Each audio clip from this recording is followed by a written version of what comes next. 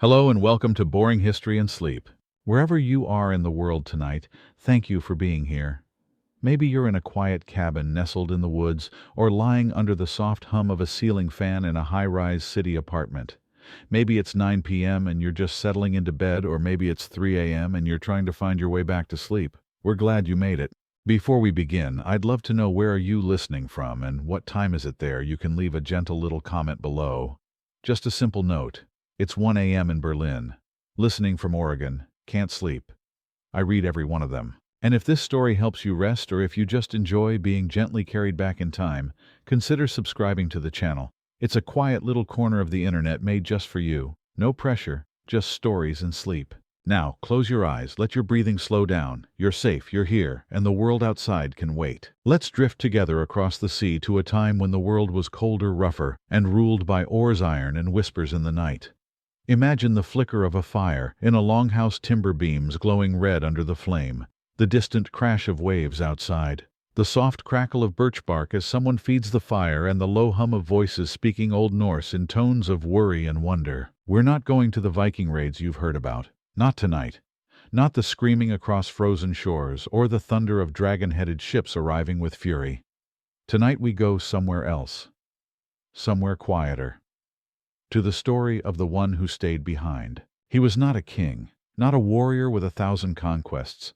He did not cross oceans or burn cities. He remained in the land, in the cold, in the dark forests of the north. And in doing so, he held something sacred that the others lost. Tonight's story is about silence, about the sound of snow melting from a roof, the ache of waiting, the quiet resistance of a man who watched his people leave and chose instead to guard what was left. So let's go gently to that place. Through the forests of birch and pine, where the fog moves low and the earth remembers every footstep. Let the cold wrap around you like a fur cloak, and feel the soft thud of a wooden door closing behind you. This is the story of the Viking who stayed behind. You stand at the edge of the world, or at least it feels that way. Before you, the fjord stretches wide, glassy and pale, like the eye of an old god who no longer blinks. The water is calm now, disturbed only by the fading ripples of the long ship that has just disappeared around the headland. The sound of oars, once rhythmic and strong, has quieted into nothing. All that's left is the wind. It brushes against your cheeks, cold and salty, slipping into the collar of your tunic. You pull it tighter, not from the cold exactly, but from something deeper, something emptier. They are gone, all of them. Brothers, cousins, neighbors. The boy who once gave you a carved bird for luck, the man who never spoke unless it was to curse, the young girl who sang while she wove. Even your uncle, whose hands once built the very keel of the ship that carried them away, is now just another figure blurred by the fog of memory. You didn't say goodbye. There was no need. They knew you wouldn't follow. You told them long before the sails were hoisted. You wouldn't go east to the rivers or west to the kingdoms with gold churches and weaker men. You didn't want riches. You didn't want glory. You just wanted to stay. They didn't understand. They laughed at first, then offered you a place on the boat. Then, when you still refused, they stopped looking at you altogether, as if you were already part of the past. A stubborn stone in the soil they were shaking loose from their boots. And maybe you were, but that didn't bother you. Now the sky is heavy with the smell of seaweed and smoke. The last fire in the village still smolders. You can see it from here, a thin line of gray twisting into the air like a whisper. The longhouse they left behind is more echo than structure now. Empty bowls, faded pelts, shadows of shadows. The hearth is dark. You begin walking back, feet crunching against the gravel and ice along the shoreline. The tide has pulled back, revealing the wet, glistening bones of sea creatures scattered like offerings. A gull screeches above, then settles on a jagged rock, watching you with eyes too knowing. By the time you reach the longhouse, your breath rises in thick clouds. The door creaks as you push it open. Inside, the silence is total. Your boots echo on the wooden floor. Dust motes dance in shafts of pale winter light, leaking through cracks in the roof. You remember this place filled with voices, men singing, women humming, the soft thud of children running between legs. The clang of iron, the rustle of straw, the bubbling of stew. Now the only sound is your own heartbeat, and the soft groan of the wood as it settles, not from weight but from remembering. You kneel beside the hearth and run your fingers over the stones. They're still warm. Someone, maybe one of the last to leave, must have thrown in the last of the wood. You imagine the flames not long ago flickering high, casting orange light against the beams, faces leaning close, hands outstretched. You pick up the old iron poker, its tip is blackened, familiar. With a grunt, you rise and make your way to the back wall where the chests are stacked. You open one, and the scent of old leather and pine hits you. Inside, your father's axe. Wrapped in wool, the blade dulled with time, the handle smooth from years of grip. You lift it out, it's heavier than you remember. Not a weapon now, more like a companion. A reminder. You sling it over your shoulder and step back outside. The wind has picked up. It whistles through the bare trees beyond the fields, bending the branches like fingers reaching for something just out of reach. The grass is stiff with frost. The goats are silent in the pen, their breath visible in the air, eyes dull but alert. You walk past them up the ridge overlooking the village. From there you can see the entire valley. The roofs of the homes most already collapsed. The river frozen in a silver twist through the trees. The burial mounds, small humps against the snow-covered earth. The path that once led to the markets now barely visible. And beyond the fjord, gray and endless. The place where they vanished. You sit on a flat rock and let the cold seep into your bones. This was not weakness. This was not fear. It was a different kind of courage. To stay, to keep the fire burning in a house that had gone silent, to guard the stories that had no one left to tell them. Somewhere you hear a raven call. You tilt your head, watching as it circles once, then vanishes into the trees. A sign, perhaps, or just a bird. The sun sinks lower, the light turns amber, and the shadow of the mountain begins to creep across the village like a giant hand wrapping it in night. You rise slowly and walk back toward the longhouse. You push the door open again. This time you light the fire. One spark, then another, until flames dance once more on the stone. The room begins to breathe again. Outside the world is growing dark, but in here it is warm, alive, waiting. You sit beside the hearth axe resting by your side and listen to the crackling wood. You imagine their voices again, not ghosts, but echoes curling into the corners. And in that quiet you smile. Not because you're happy, but because you are here, and you stayed. The door moans softly as you push it closed behind you. It doesn't latch cleanly anymore, the wood has swollen from too many winters, so you wedge a stone at the base and listen as the wind tries and fails to sneak in. It sighs and moves on, brushing past the longhouse like a visitor no longer welcome. Inside, the firelight wavers across the beams, shadows stretch and lean like old men rising slowly to their feet. You sit again on the floor, back to the wall, your fingers curled around a carved cup, still stained dark with berry juice from summers long gone. Your hand traces the grooves in the wood, tiny imperfect notches your father made with the edge of his knife. He said they were for luck, or protection. You can't quite remember. Maybe both. He had a way of giving meaning to things with very few words. You close your eyes and breathe in. There is the smell of smoke, dry and thin. The faint tang of animal fat in the rafters cured months ago. The musk of damp wool and worn leather. You let it all settle into you. Let it remind you that you are not lost, only still. Outside, the goats murmur. A single bell jingles faintly. Then silence returns. Your eyes open slowly. The longhouse isn't empty anymore, not entirely. In the far corner near the racks of dried herbs, a small shape catches your attention. You rise cautiously, stepping lightly over the creaky planks. It's a bundle of furs. You're sure you left it stacked in the storeroom. You kneel. It's undisturbed, but it smells of something unfamiliar. Earthy, sharp. Not animal, not entirely. You lean closer. Your breath fogs the air above it. Then you hear it, a sound so soft, it almost isn't a sound. A breath, maybe.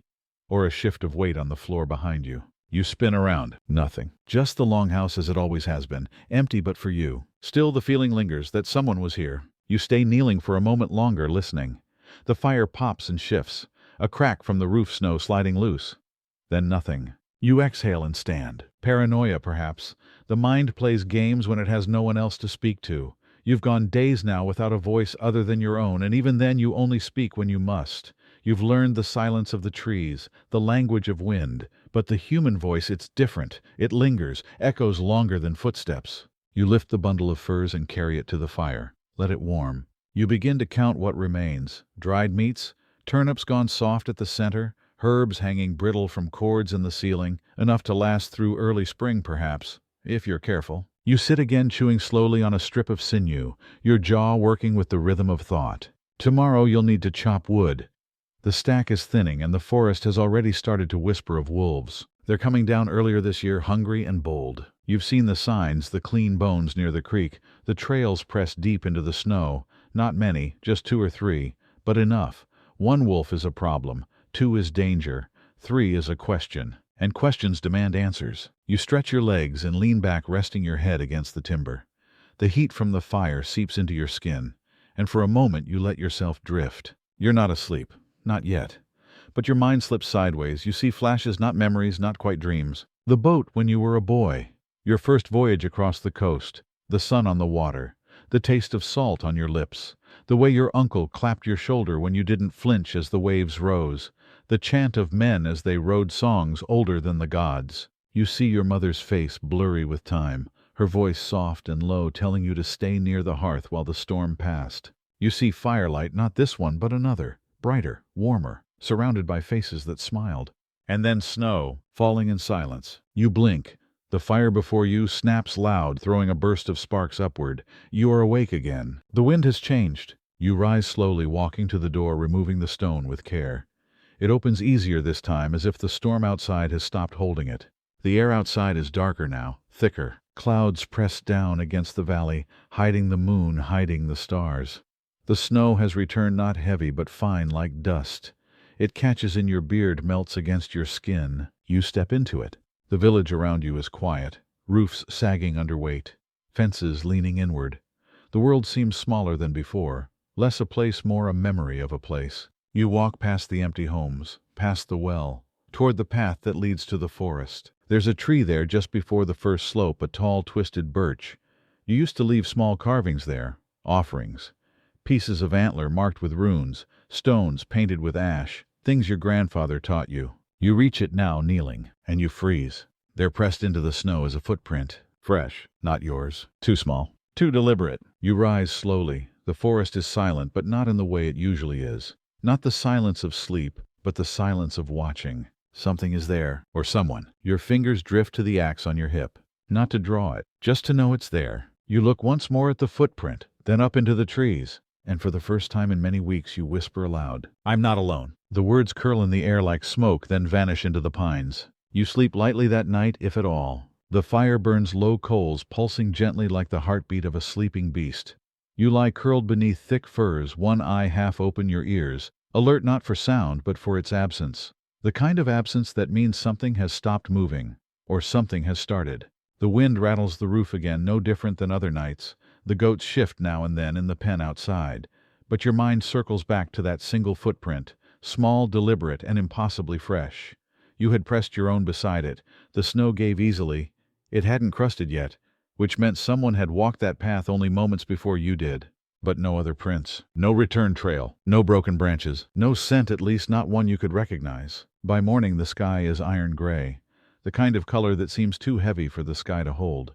You push aside the furs and sit up slowly, your bones protesting with familiar creaks. The longhouse is quiet, save for the gentle huff of smoke drifting upward through the roof's slats. You step outside, snow crunching underfoot. The air bites at your cheeks, but you welcome the sting. It sharpens you, brings you back. You head for the woods again. Not in fear, you're beyond that, but with curiosity. Wariness. You don't draw your axe, though your hand remains close. The path is still marked from the day before. Your boot prints. The mysterious single one. You kneel beside it once more, inspecting it as if something new might have grown overnight. But it's exactly as you remember. You rise and step past the tree line. The forest welcomes you slowly. Tall pines and dark firs rise overhead, thick with frost, their needles weighed down and silent. The light here is different, filtered bluish and still. Your breath forms long clouds ahead of you, disappearing before they reach the next trunk. You follow no particular trail, only the tilt of the land, the shape of the hills, and your own instinct. After an hour you find a clearing you haven't seen in years, an old ring of stones, once a fire circle, now mostly swallowed by snow. You cross the space slowly, boots leaving fresh trails. Then you see it. A bit of color. At the edge of the clearing, half buried near the base of a stump, a strip of fabric flutters in the breeze. Faded red. Worn. Thin like the skin of a long dead thing. You crouch and lift it. It's not one of yours. Not from this village. Your fingers close around it, thumb brushing the frayed edge. As you rise, you feel it again. That watching. Your eyes scan the trees. A quick flick of movement left high behind the boughs, gone before your mind can fix it into shape. A figure, a shadow, or simply a branch dislodged by wind. You remain still, not frozen, just alert. After a long moment you speak again, your voice low and steady. I don't mean harm. The trees do not answer, but something shifts. A crow calls once, then twice from far overhead. Then silence. You tuck the strip of cloth into your coat and turn back. The trail home feels longer. The forest presses close, and yet you don't feel alone. By midday, the sun breaks through, just barely casting pale golden light across the snow. You reach the village, and as your boots crunch over the familiar ground, you notice something strange. The goats are calm, too calm. Usually they bleat and shuffle at your return, but now they're huddled silently in the corner of the pen, ears, twitching eyes fixed on something beyond your shoulder. You follow their gaze. The ridge, just beyond the old well. There a figure stands, small, cloaked. Still, you do not move, neither do they. The wind picks up and the cloak of the figure ripples slightly. Then gone, vanished behind the rocks. You break into a slow jog, moving toward the ridge, eyes searching. But when you crest the slope, there's nothing. Only wind, only snow. Only the long view of the frozen valley. But another print remains. This one even smaller. A child's. Your breath catches. It's been years since children ran through this village. You kneel again, touching the print with 2 fingers. Fresh. You rise slowly, scanning the trees once more. Whoever it is, they don't want to be found. Not yet. Back inside the longhouse, you light the fire early, not out of fear but as invitation. The scent of burning pine fills the space, warm and resinous.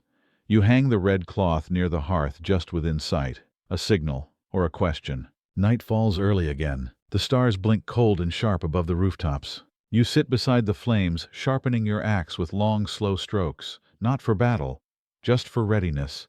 The old rhythm steadies your thoughts. And then you hear it, not outside, inside. A single footstep, then another. Soft, hesitant. You don't turn right away. You let them come, and when you finally look, your breath stills. There, standing in the doorway, half shadow, half light, is a girl, no older than 12, wrapped in mismatched furs, eyes wide, hair tangled and silver with frost. She says nothing. You nod once. She takes a step forward, then another, until she stands near the fire. Her eyes fall to the red cloth. Her lips part slightly, but no sound comes out. She sits without invitation. You pass her a strip of dried meat. She takes it, and finally the silence breaks. Not with words, but with the quiet sound of chewing, the sound of life, of return. You don't ask where she came from. Not yet. She doesn't ask who you are. She knows. You are the one who stayed behind. You wake before dawn. The fire has died to embers, but the warmth lingers in the air, thick and smoky, clinging to the walls of the longhouse like breath. Outside, the world is a faint blur of silver snow falling again, silent as ash. You sit up slowly, the furs sliding from your shoulders. Your joints crack. The cold has crept back into your bones. You glance to the corner. She's still there, curled into herself, wrapped in your thickest cloak, the red cloth now draped across her knees, one hand clutching it in her sleep. Her breathing is soft, even. You don't move for a long while. Just sit watching the way the firelight dances on her pale face. There's something about her that reminds you of someone. Not the face exactly, but the stillness. The way she doesn't flinch at the quiet, as if she was born into it. When you finally stand, she stirs but doesn't wake. You move gently through the longhouse, gathering what little is left of the goat cheese, some dried roots, the remnants of yesterday's broth. You heat the pot slowly, careful not to let it boil. The smell fills the room, sharp, earthy, familiar. She wakes to it, opens her eyes slowly, blinking once, twice, then sits up. You say nothing, just hand her a wooden bowl. She takes it with both hands, sipping cautiously, then faster. She doesn't speak, but she watches you. And in that gaze there is something too old for her age. You want to ask where she came from, who she belonged to, what happened to them, but you don't. You know the answers, or enough of them. The valley has many graves now, some marked, some forgotten. A village further north went silent last spring, disease, some said. Others whispered of wolves. Still others spoke of raiders who no longer flew familiar banners. You'd heard it all, but none of it explained why a child would walk alone through a winter forest and find her way to your fire, unless she followed something older than paths, older than fear. You offer her a second bowl. She nods, still silent. After breakfast, you step outside together. The snow has thickened overnight, soft and powdery beneath your boots. The sky is a dull white, erasing the line between land and air. You gesture to the goat pen. She follows. Inside, the animals stir. She moves between them without fear. Her fingers brush their fur. She lingers by the smallest one, a goat with a bent ear and dull eyes, then scratches gently behind its horns. The goat leans into her touch. You watch, and for the first time in months, something unfreezes inside your chest. You clear a space in the wood pile and hand her a small hatchet. She tests the weight, nods. Together you begin splitting kindling. The rhythm is steady. Chop. Breathe. Chop. Rest. Snow falls around you, caught in your hair, your beards the folds of your sleeves. You work in silence, but it is a companionable kind, like a song hummed under breath. By midday, the wood is stacked high. You return inside, stamping snow from your boots, shaking the ice from your shoulders. She follows her cheeks, flushed nose, red eyes, bright in a way that speaks not of joy, but of presence. That evening, as the fire crackles and the wind begins to howl beyond the hills, she speaks for the first time. Her voice is hoarse, like a bird that hasn't sung in many seasons. They left, she says. Just that. You nod. They always do. She looks down at her hands. I didn't want to go. You sit across from her. Why not? She shrugs. They forgot the goats. You blink. That's all she says. But it's enough. You understand. There's something sacred in remembering what others forget. The animals, the fire, the silence. You reach for your carving knife and a piece of driftwood. Begin to whittle slowly, the blade shaving off curls that fall into your lap like feathers. She watches, eyes following the rhythm of your hands. After a while you pass it to her. It's nothing fancy, just a shape, a curled creature. Could be a dog or a wolf or something in between. She takes it, turns it in her fingers, smiles. Not wide, just enough. That night she falls asleep beside the hearth again. This time closer to you. You remain awake long after she sleeps, staring into the fire, listening to the wind. The world outside is growing colder. But inside something has shifted. The longhouse is no longer a tomb. It is a shelter, a beginning. You close your eyes, and for the first time in many weeks you dream. The dream carries you to a different winter, a younger one. You're standing at the edge of a frozen river, your reflection trembling beneath a thin layer of ice. Behind you, voices echo, your brothers laughing as they throw stones across the surface. The sound is bright, joyful. You turn toward it, but the scene shifts. The river cracks, the sky darkens. The ice splits like paper beneath your feet. You wake with a sharp breath, hand already reaching for the axe beside your bedroll. But the longhouse is still. The fire is low but steady. The girl is asleep, face half buried in the furs, the little wooden animal tucked beneath her chin like a talisman. You breathe slowly. The dream fades like morning mist. Outside, a faint light bleeds through the shutters. Not quite dawn, just the early gray that hovers between sleep and waking. You rise and step outside, careful not to wake her. The air is thick with fog. You can barely see past the goat pen, the outlines of the trees, now ghostly forms swaying in and out of view. Everything is muffled, your footsteps, your breath, the world itself. It feels like stepping into another realm.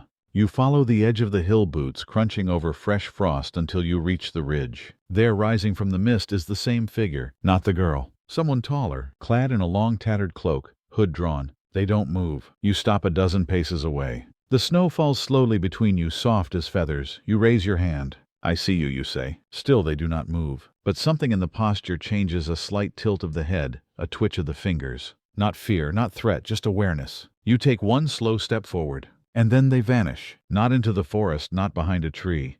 They simply melt into the fog as if they were made of it. You stand there for a while, heart steady but thoughts spinning. Then you turn back. When you return to the longhouse, she's already awake, sitting by the fire, stirring something in the pot with the edge of your old spoon.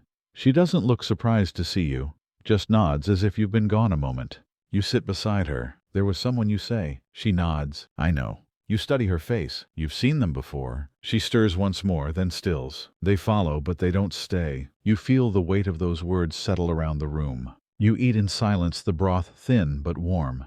She eats quickly, then bundles herself in the cloak and gestures toward the door. You follow her. She leads you beyond the ridge, past the tree, with the offerings, deeper into the woods than you've gone in many months. The trees here grow close. The air is heavy with moss and old bark.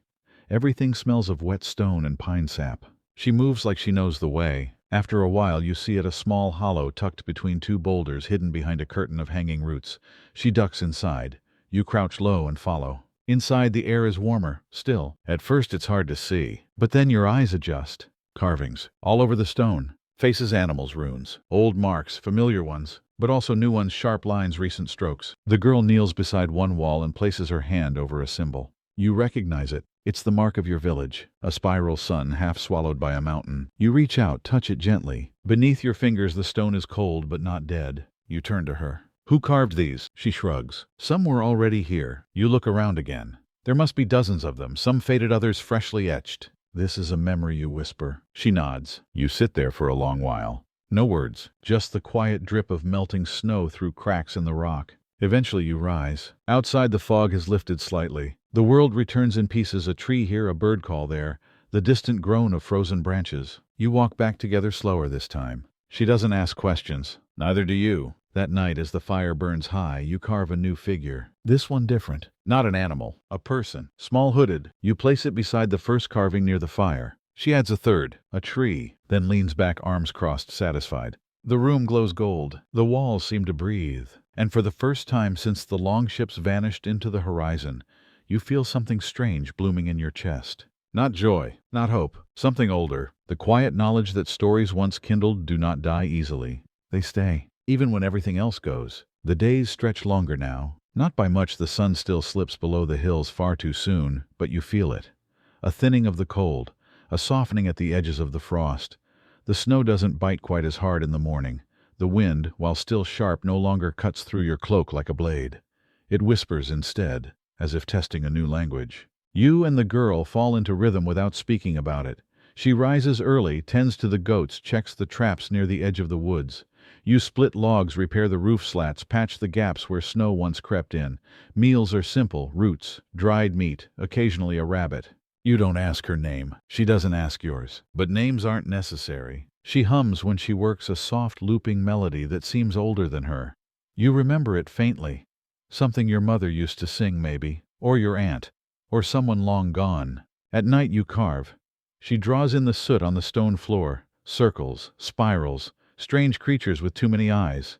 You don't ask what they mean. You just let them appear. Some nights you sit on the ridge again, watching the path, always alone, until one evening you see it again, not a person this time, but a light, faint, flickering, too far to be a torch, too steady to be a star. You blink and it's gone. You say nothing of it the next day, but she knows. You find a feather tucked into your boot that morning. Black, sleek, raven. You tuck it behind a beam near the hearth. That day you go hunting together. The girl walks ahead, bow in hand, eyes sharp. You carry your father's axe on your back, not for the hunt, but because it feels wrong to go without it. You find tracks near the frozen stream deer moving cautiously through the thawing woods. She gestures 2 fingers, then sinks into a crouch. You follow. It feels like something sacred. Not just the chase, but the silence, the trust. She looses the arrow cleanly. It strikes true. The deer goes down fast. You kneel beside it. She touches its flank gently before you begin the work. You carve the meat in practiced silence, nothing wasted. The pelt is clean.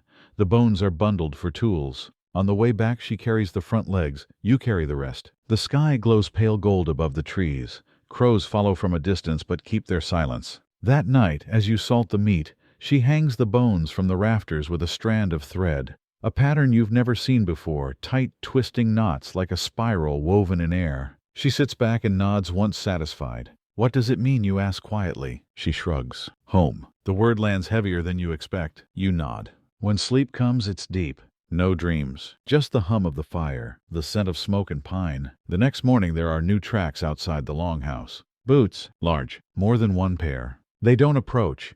They stay on the ridge, circling, watching. You find them while gathering wood. The girl sees them too. She doesn't speak, just stands with her arms folded, mouth tight. That night you light 2 fires. One inside, one outside. Let them see. You are not hiding. If they come, they come. But they do not. Days pass. The tracks disappear, and you begin to forget the tension in your shoulders. You return to the carvings. There are 6 now. The girl. You, the tree, the deer, the hooded one in the mist. And now the watcher. You carve him with hollow eyes and a long cloak standing just beyond reach. She adds something too beside your figure, a tiny bird, wings half open. When you raise an eyebrow, she simply says, "For the message." You don't ask more. One evening, as snow begins again, soft and lazy, she sits beside you and says, "They never thought anyone would stay." Her voice is flat, not angry, just true. You nod. Most don't. She looks into the fire. But someone has to. You don't answer. You don't need to, because in the hush that follows, something settles between you. Not a bond of blood, not even of past, but of choice,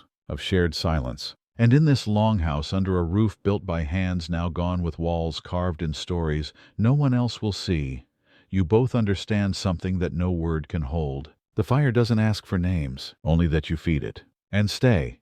The thaw begins slowly, not in great floods or melted rivers, but in drips soft rhythmic like the tapping of fingers against the roof beams. You hear it one morning as you lie awake, the fire still low, the girl still asleep. A single droplet falling from the edge of the shutter and landing in the bowl beside the door. Plink, plink, plink. It's not much, but it's enough. You rise and push open the door. The snow is shrinking. Patches of black earth peek through along the footpaths, and the goats leave longer trails now when they move. The frost that once clung to every branch has loosened. Here and there buds swell on the bare tips of the birch trees. You step out into it barefoot for the first time in months. The ground is bitter wet but familiar. You curl your toes into the earth, and for a moment you feel more animal than man. The girl joins you quietly. She doesn't speak, just stands beside you, arms folded under her cloak, her breath fogging slightly as she watches the trees. You wonder what she's thinking, what she sees in this quiet return of green. She bends down and touches a sprout poking through the snow. Everything remembers, she says. You nod. The two of you spend the day repairing what the winter broke. You tie the fence tighter, replace the warped beam on the goat shelter. She climbs the ladder to fix the shutter that whines in the wind. You hold it steady below, ready if she slips. She doesn't. That evening she presents you with something. A bundle wrapped in linen, stiff with age. You sit beside the hearth and unfold it. Inside are drawings, dozens of them. Charcoal, ash, old dyes, some smeared, some bold. All of them strange. Faces mostly. Some familiar. Others exaggerated. Some without eyes. Others with too many. There are trees growing upside down. Birds with antlers, longboats with sails that melt into wings. You hold up one drawing. A house on fire. But there are people dancing around it, not fleeing. You glance at her. She just shrugs. They wanted to burn it, she says, but I left first. You don't ask who they are. You don't need to. You tuck the drawings carefully beside the carvings. She arranges them in a rough semicircle. The walls of the longhouse become a gallery, part shrine, part memory, part warning. The days continue, each one lighter than the last. One afternoon you find her by the river stacking stones in perfect little towers. She doesn't explain. You don't ask. But by sunset there are 7 towers, all lined like sentries, and a string of feathers tied between 2 branches. You add your own. A piece of antler from last season, a rune carved into its side. You hang it where the light can catch it. The world feels thinner in spring, as if the space between what is and what was begins to stretch. You feel it at night especially. In the wind that brushes the roof, in the soft thud of footsteps you're not sure you heard. Then one evening the dog appears. No sound, no warning. You open the door and there it is, sitting by the fire pit, black as pitch, eyes like gold coins dropped in water. It doesn't growl, doesn't move, just waits. You crouch slowly, hand extended. It sniffs once, then rises and steps forward, pressing its head gently into your palm. The girl watches from inside, face unreadable. Yours, you ask. She shakes her head. No. You look down. The dog's coat is coarse, scarred. It has traveled far, but its breath is steady. Its ribs are full. Not a stray, not anymore. You feed it scraps that night. It curls by the fire, sleeps without sound. In the morning it's still there. And now you are 3. You give it no name, but it stays. The carvings multiply. The walls of the longhouse hold a forest now, not of wood, but of memories etched deep. The girl adds more drawings. The dog watches her as she works. Sometimes he paws at the floor and whines low, but never barks. One night a storm rolls in, lightning over the mountains. The wind howls. The fire nearly goes out. You and the girl move together, shuttering windows, reinforcing the door, throwing dry wood into the flames.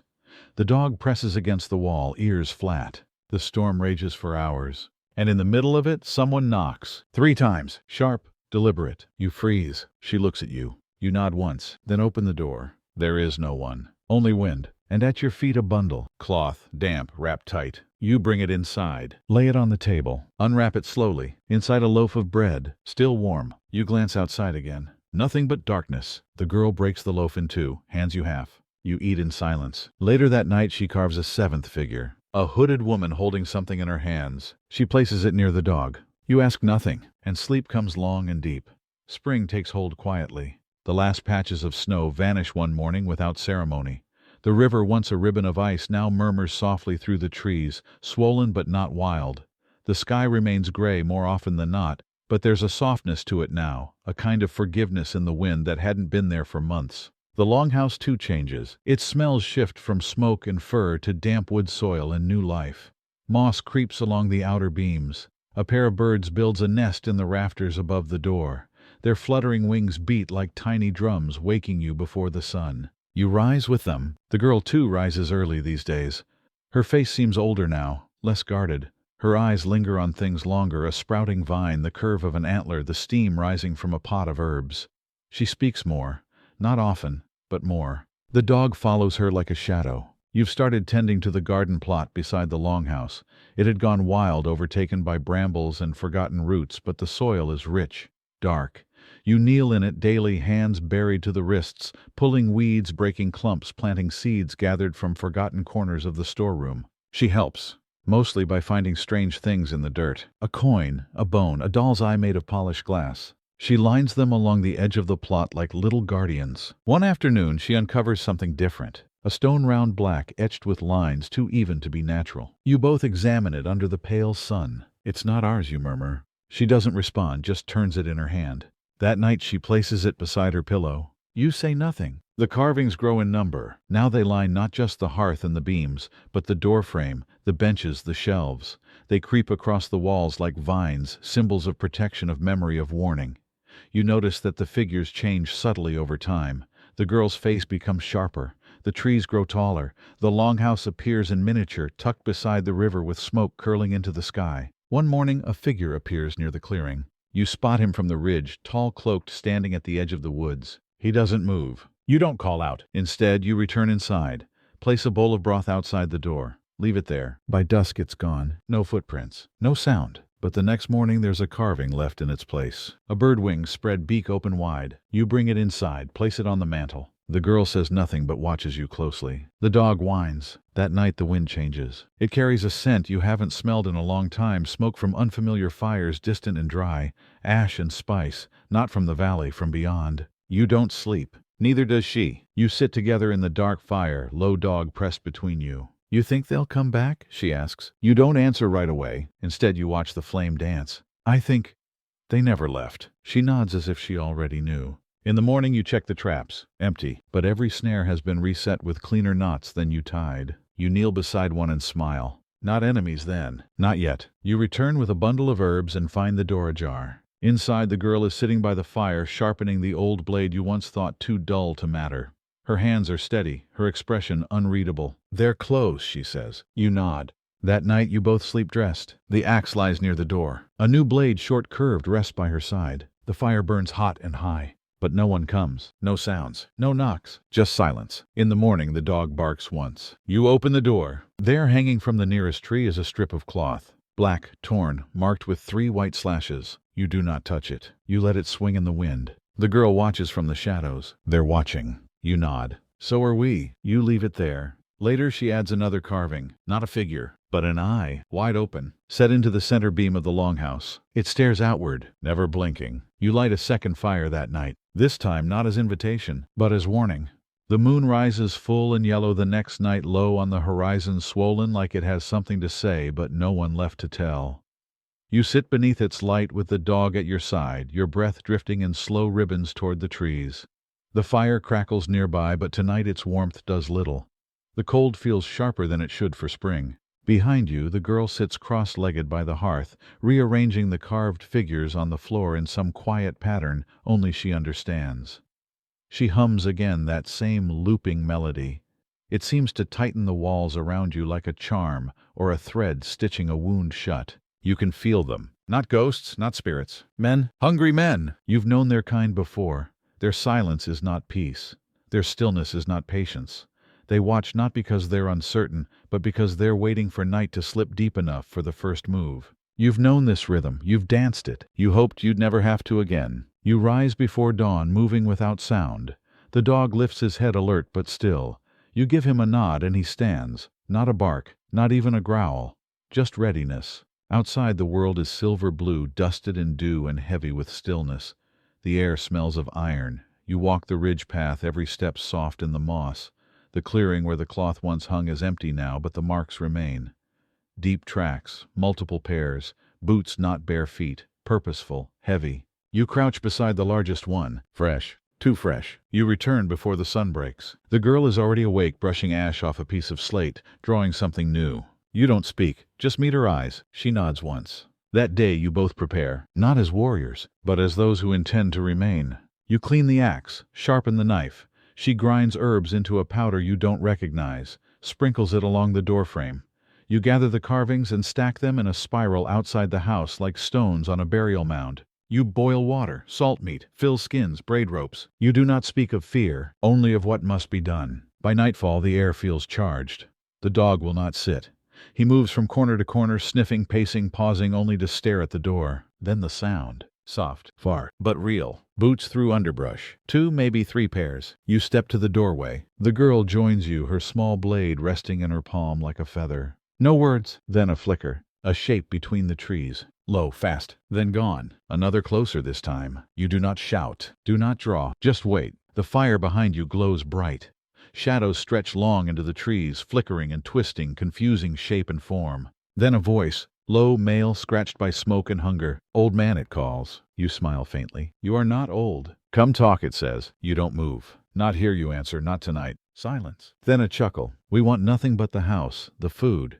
You walk away, no harm. You glance down at the girl. Her eyes don't move. Her grip doesn't change. You step outside, the dog at your heel. Then come take it, you say. The air splits. Not with swords, but with stillness. They don't come forward. They don't retreat. They watch, and then one steps too close. The dog bolts. No sound. Just movement. The figure cries out, stumbles back. You hear a scuffle. Branches break. Another figure shouts. Then a whistle. Sharp. 3 notes. And just like that, they vanish. Gone into the trees. Not defeated, but denied. You kneel beside the dog when he returns. His ear is bleeding. Not badly. You press a cloth to the cut. He doesn't flinch. The girl places a warm bowl of herbs at his side. He licks it once, then curls beside the fire. Later you find a boot print pressed deep into the soil. It's facing away. You add a new carving that night. Not a person, but a wall. Strong, plain, wide. She adds a fire behind it. Then as the stars scatter overhead, she speaks. They'll come again. You nod. But we're still here. She looks at the carvings, at the fire, at you, and smiles. Yes, she says. We are. The night after the warning, the woods are quiet in a different way. It's not the calm of safety, nor the hush of retreat. It's a listening silence, as if the trees themselves are leaning in, as if the earth is holding its breath, waiting to see if you'll bend or break. You don't. You sit at the doorway with your axe across your lap, and the dog sleeping at your feet, ears twitching with every snap of twig or shift in wind. The girl sleeps inside her small blade beneath her pillow, the glowing coals of the fire painting her cheeks with red shadows. Above the stars remain unchanged, cold, beautiful, indifferent. In the morning nothing stirs but the birds. You check the clearing again. The tracks are fading now, wind-blown, softened by thaw. Whoever they were, they're gone. For now. But they left more than footprints. They left a shift in the air, a crack in the silence. A reminder that even here in this forgotten place the world still presses inward. The girl doesn't ask if they'll return. She only brings more firewood and binds the door tighter each night. You build new snares, not for animals but for men. Just in case. You hide them well. You teach her how to step where it's quiet, where the snow makes no sound. She teaches you how to see in the dark, really see. The movement of shadow against darker shadow. The shine of breath in moonlight. The tilt of a bird's head before it takes flight. She's better at it than you. You don't say so, but she knows. You carve a new figure one evening, tall, faceless, with a cloak of bark, and one hand open, one hand clenched. She watches as you set it by the door. What is it, she asks. Possibility, you answer. She nods. That word seems to sit well with her. The weather shifts again. Rain this time. Long, gray days where the clouds settle low and the sound of droplets on the roof becomes your heartbeat. You and the girl spend more time indoors. She sharpens blades. You twist rope. The dog paces, then sighs and settles with a grunt. One day she brings in a bird, a raven soaked to the bone wing, bent at an odd angle. You say nothing, only clear a space by the fire. She wraps it in a linen scrap, feeds it. Bits of meat hums to it gently. The bird doesn't move for 3 days. Then one morning it stands, crooked, angry, alive. She laughs for the first time in weeks. The sound startles even her. You don't say anything, but your throat tightens. That night you hear it speak, not with words, but with a long broken cry. The girl sits beside it, stroking its feathers. Not all things that fall stay fallen, she says. You look at her. And for a moment you wonder who is older between you. The bird stays. Even when its wing heals, it never leaves. It perches above the door, watches the woods, pecks at the beams when it senses something close. You come to trust its warnings. Spring deepens. The garden grows in little bursts. The first green leaves push through the dark soil, stubborn and proud. The girl names each sprout not with words but with carved tokens she sets beside them. Circles, stars, runes of her own design. You never ask their meanings. They're not yours to know. The carvings continue. Now the longhouse is nearly full. No space remains untouched. Every surface tells a story. Some with faces, some with monsters, some with quiet, half-finished lines that trail off like forgotten dreams. She adds one more carved into the wall above her bed. It's small, barely larger than a thumbprint, but when you see it, your breath catches. It's a house, with smoke curling from its roof, and two figures standing beside it, one tall, one small, both holding axes. You say nothing, but your eyes stay on it longer than you mean to. Later that night she brings you something, a scrap of cloth, faded blue, the kind worn by the raiders long ago. "This was my brother's," she says. "He left. He didn't want to, but they made him." You take the cloth, fold it slowly, place it beside your fire tools. She nods once. That's enough. When the fire dims, she adds another log without being asked. The dog lifts its head. The raven shifts, and outside the wind carries no scent of strangers, only pine and rain. Summer doesn't arrive in one grand moment. It drifts in quietly, unnoticed at first, the way the light stretches farther into evening, the way your breath no longer fogs in the morning air. One day you walk outside and realize your cloak feels too heavy. The snow melt has become a trickle of fresh water down the stone slope, and the moss glows so green it almost hurts the eyes. The girl spends more time outside now. She climbs trees like she was born in their branches. The dog follows her until the climb becomes too steep, then waits below, tail wagging with patient pride. She whistles to birds, and sometimes they answer. Not always, but enough to make you wonder. She's changing, not growing up in the usual sense, but becoming. The fire in her isn't just for warmth. It's a signal, a presence. You've seen it before in others, warriors, wanderers, women who never returned from the sea. But in her it's quieter, older, like something waking from a long slumber. One afternoon you find her by the stream. She's building something. A small structure of stone and wood shaped like the longhouse but different. Narrower, more vertical. It balances on 3 legs instead of 4, and the door faces the trees. She doesn't explain. You don't ask. But you place a small carved figure at the base, a foxtail curled, eyes wide. She smiles. At night she begins to dream aloud. You wake to her whispering in her sleep. Names you don't recognize. Places that no longer exist. Sometimes she laughs. Sometimes she cries out.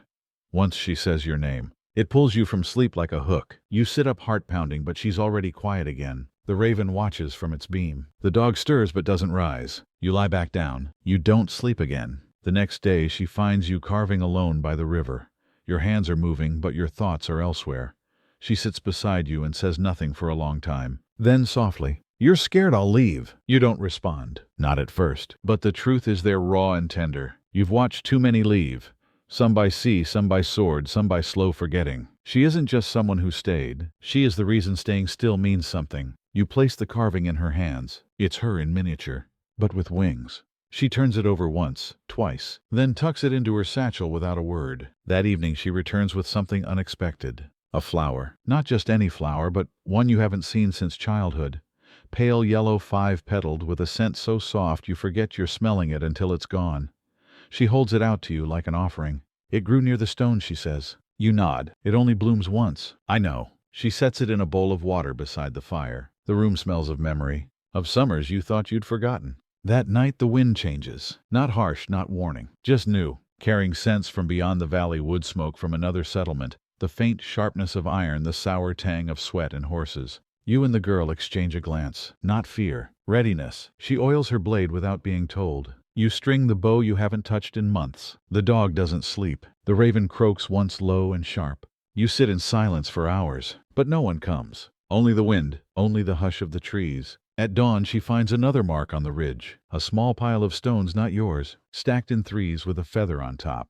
You scatter it. Leave no sign. But you both feel it, the tension returning like a slow tide. Later she carves a new figure. This one is strange. Tall, faceless, wearing armor shaped like tree bark. Its hands are empty, but its shadow is long. She places it facing the door. That night you dream of fire again. But this time the flames are not destruction. They're a path. A line drawn between what was lost and what might still be built. You wake to the smell of rain on warm stone. It's a summer morning unlike the ones before. The air is heavy not with storm, but with the kind of fullness that makes birds fly low and wolves pause at the edge of clearings. The sky is pale and veiled, the clouds moving like old ships across the hills. The girl is already outside. You find her standing ankle-deep in the stream, arms stretched wide, eyes closed, letting the water run past her legs and the breeze lift her damp hair. The dog waits nearby, tail wagging slowly, as if unsure whether to bark or simply join her. You don't interrupt. Instead, you sit on the bank and watch. It's strange how quickly this quiet life has filled with rhythm. Not repetition, but ritual. The tending of the fire, the sharpening of blades, the gathering of herbs, the shared silence at twilight. But today feels different. You feel it in your chest. Something is nearing. Later, while checking the traps near the woods, you hear it, a branch breaking not far ahead. Not the clumsy snap of a deer, not the whispering shuffle of foxes.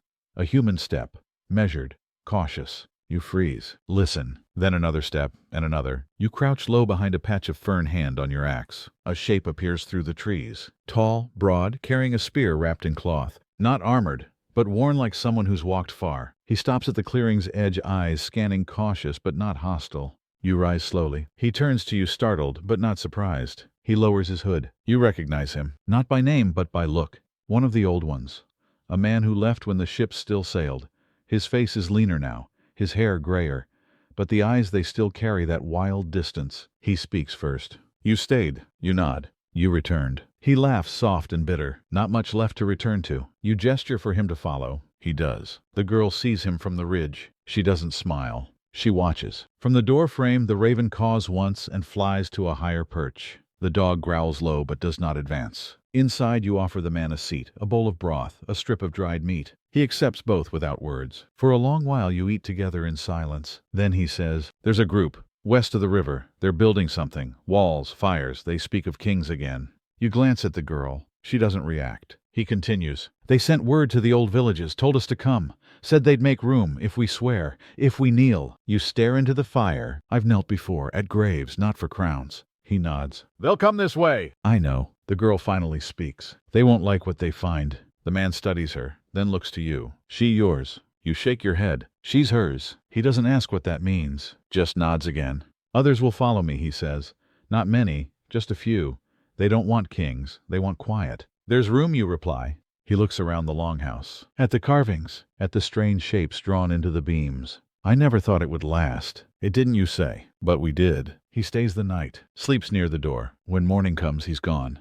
But a new mark is carved into the beam by the fire. 3 lines. Simple, honest, true. The girl touches it with her fingers. "More will come," she says. You nod. "Then we build more fire." You spend the day clearing the southern field. The girl marks the trees with strange sigils of her own. The dog watches. The raven circles. And the wind carries the sound of someone whistling far but moving closer. The whistle grows clearer each day. At first it came only with the wind, faint like a memory. A melody that never finished, always trailing off before you could name it. But now it comes in the mornings too, low and steady, a pattern, a presence. You and the girl listen from the ridge, the dog press close ears forward. She tilts her head. It's a call. You nod. But not for us. Still, you follow it one morning. She stays behind, tending the garden, sharpening the short blade she now wears at her hip. The raven hops along the longhouse beam, chattering under its breath like a priest too tired to finish his sermon. The path south is overgrown. Wildflowers choke the stones and moss covers the markers once carved by your father's hands. You run your fingers across them as you pass, wiping away just enough time to let them breathe again. The whistle comes from the edge of the old quarry. You stop just short of the rise. There, standing at the edge of the pit, is a woman. She's not young, not old, wearing a cloak that's been patched too many times to count, boots wrapped in rope, a spear slung across her back. Her hair is shaved on one side, long on the other.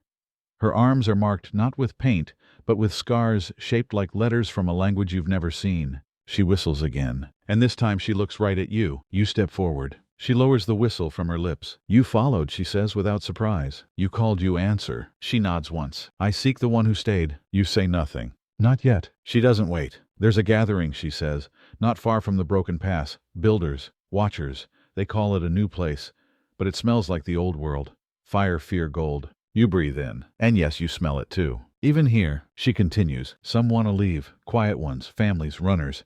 They heard of your house. You remain silent. Then how she shrugs. Fire talks, so do trees and ravens. You smile faintly. Of course. She steps closer. I won't stay, but I'll send them. Few at first, then more, if you'll have them. You look past her to the wide open quarry. Dry now, cracked, but once a place of shelter. You nod. She unslings the bundle from her back and sets it at your feet. For the girl, she says. Something old. Something sharp. Then she turns. Walks away. No farewell. Only a whistle fading into the trees. You carry the bundle home. Inside a blade. Not large, but heavy with memory. Its edge is dark, almost black. Its handle wrapped in sea leather. There's a single rune burned into the pommel, not one you know. You show it to the girl. She doesn't ask where it came from. She just lifts it, feels its weight, and smiles. Better, she says. That night the fire burns higher than usual. Not by accident. She adds a second log without looking at you. The carvings catch the light. Their shadows stretch like giants across the walls. You sit beside her. Say nothing. The dog sleeps between you, breath deep and even. Outside the wind rises, but it carries no threat. Only more stories, waiting to arrive.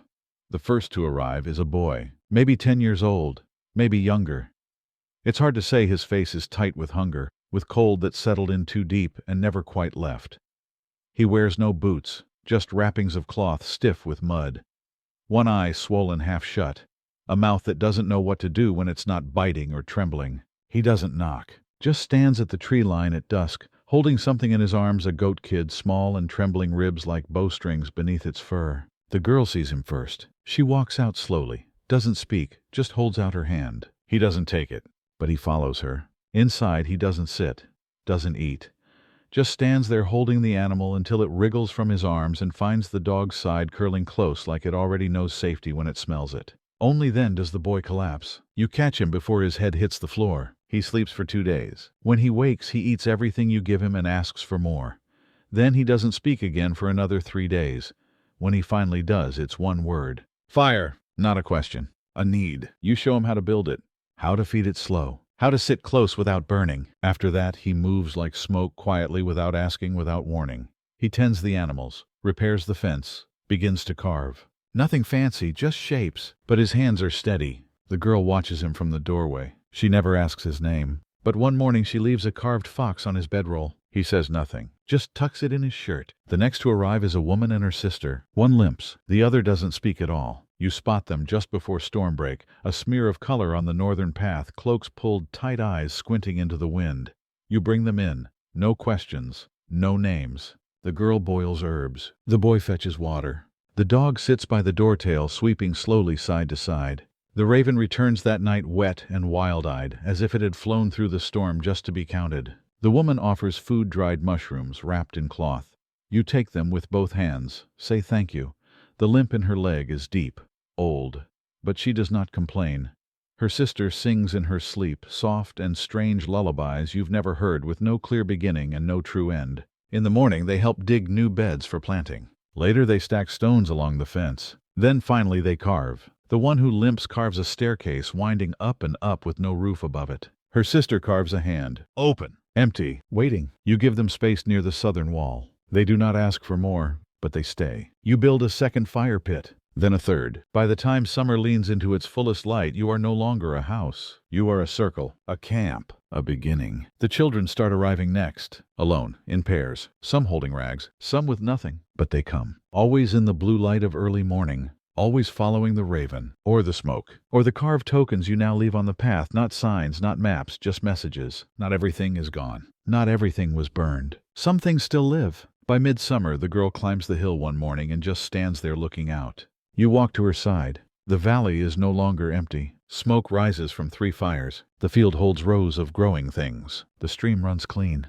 Voices rise from every corner, laughter tools breath. You stand together in silence. Then she says, "We should build another longhouse." You nod. I was thinking the same. She hands you the blade you carved her moons ago, the one with wings. You smile. Take it and begin.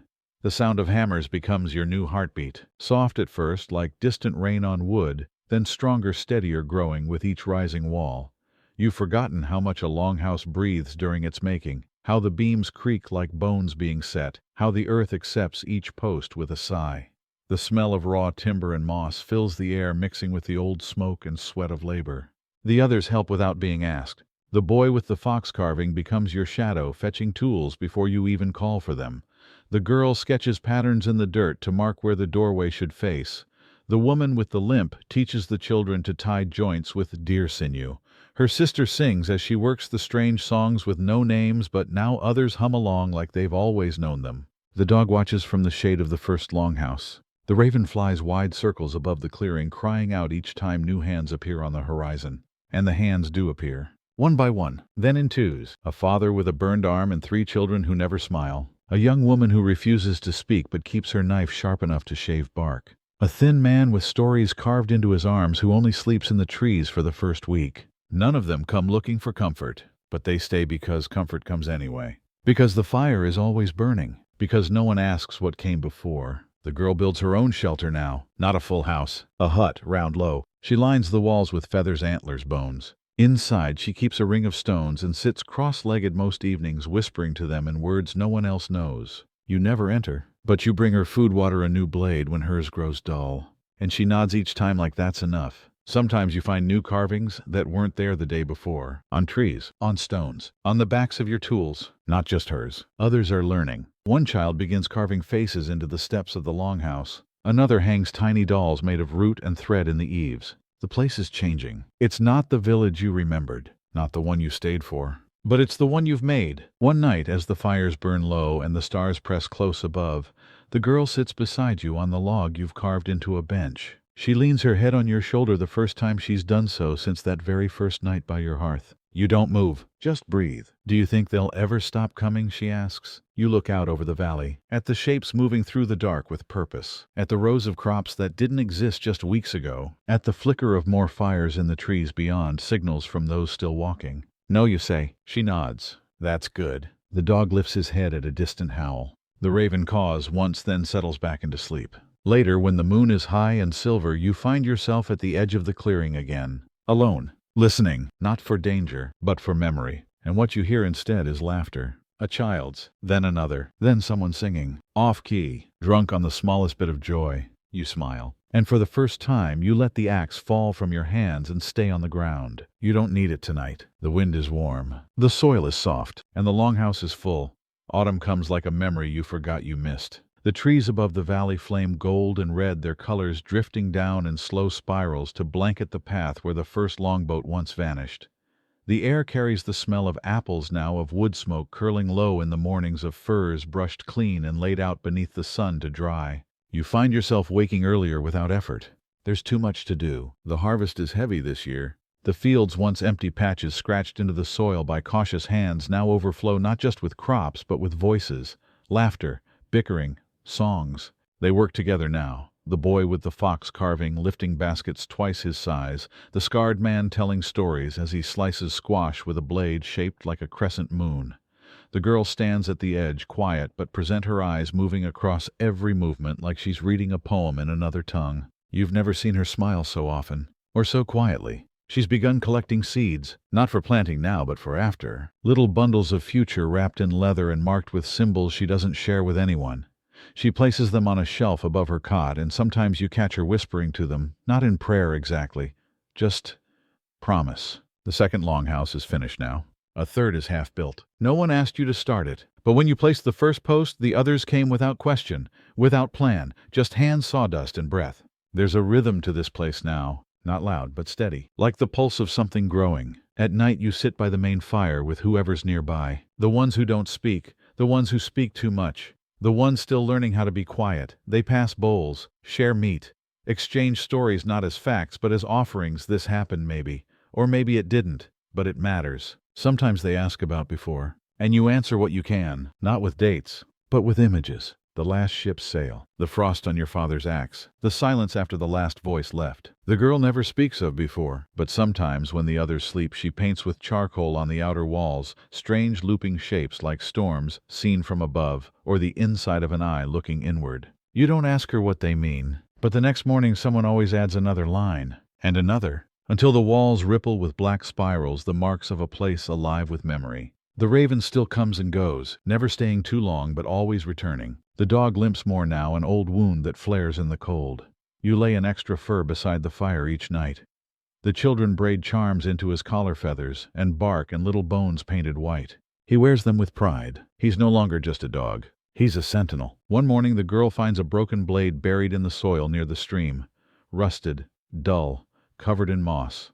She lifts it like a relic, turns it slowly in her hands. "This was from the ones who left," she says. You nod. She buries it again, deeper this time, then builds a cairn of small stones over the spot, not to forget, but to forgive. That night she carves a new figure, a small boat sinking, with a tree growing from its deck. You place it near the others, and for the first time in weeks you light a fire, not out of necessity but because it feels right. Because the night is cool. Because the sky is clear. Because someone begins to sing, and someone else follows, and soon the valley is humming with a song that no one remembers learning but everyone knows. And you, who once stood alone on the edge of the fjord watching a sail vanish into the mist, now sit at the center of a village reborn, not because you fought, not because you ruled, but because you stayed. And because of that, others could return. The first frost of winter arrives in silence. It creeps across the fields during the night, laying its thin silver veil over every blade of grass, every stone, every roof.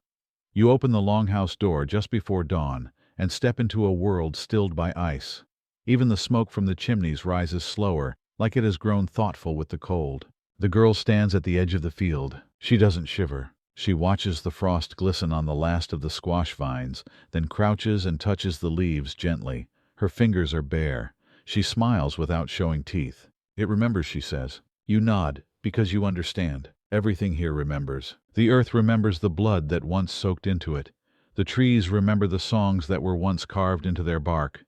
The walls of your longhouse remember the silence that lived here before the fire returned. And you remember standing alone watching the last sail vanish behind the hills, wondering if you would ever hear footsteps again. Now the footsteps are everywhere. They pass outside the door each morning, small boots, bare feet, soft slippers wrapped in wool. They run through the clearing like water flows, always moving, always loud, always alive. The third longhouse is nearly full. A fourth is being framed. There's talk now of a smokehouse, of a bathhouse, of a covered place for winter gatherings. The children whisper plans for a snow festival, something with lanterns and dancing and carved ice wolves that howl when the wind rushes through their hollow mouths. You let them plan. You let them believe in more. One afternoon the boy who once said, "Only fire," brings you a bundle of ash branches. He says he'll build a bench near the garden for the old ones. He doesn't say who the old ones are, but you smile and help him plane the wood smooth. That night the girl sits beside you by the fire. She holds something in her lap, a scroll made from pressed bark and sealed with wax. You don't ask what it is, but you see the care in her hands, the way she holds it like a seed not ready to be planted. "Not yet," she says, and you understand. She watches the flames for a while, then leans against your arm. "You could leave now," she says softly. You glance at her. There's no one left to stop you.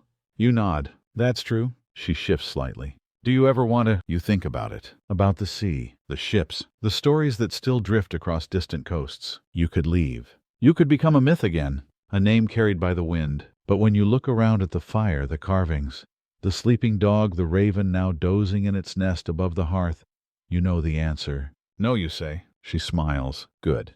That night the first snow begins to fall. Not heavy, just a soft curtain of white catching the firelight as it drifts past the shutters. The children run outside to dance in it, their laughter rising into the trees. Someone starts drumming on a pot. Someone else sings a line of a song that never quite finishes. You stand in the doorway and watch. And when the girl steps outside and lifts her arms to the sky, the snow catches in her hair, on her eyelashes, and she spins just once, then stills like a statue carved by joy itself. The others gather around her, not in worship, but in belonging. She is theirs, they are hers. And you are the one who stayed behind. You are the house that did not fall, the fire that never went out, the memory that chose not to fade. The frost thickens as the snow continues settling into every crease, every carving, every footprint. And as the night deepens and the fire warms the sleeping and the raven's wings twitch in dreams, you sit alone for a while beneath the stars. Not lonely, just listening. You hear the wind. You hear the fire crackle. You hear the heartbeat of a place that was almost forgotten, now alive again. You smile, not because it's over, but because it's still going, still being built, still being told. And long after you are gone, the story will remain, because someone always stays behind.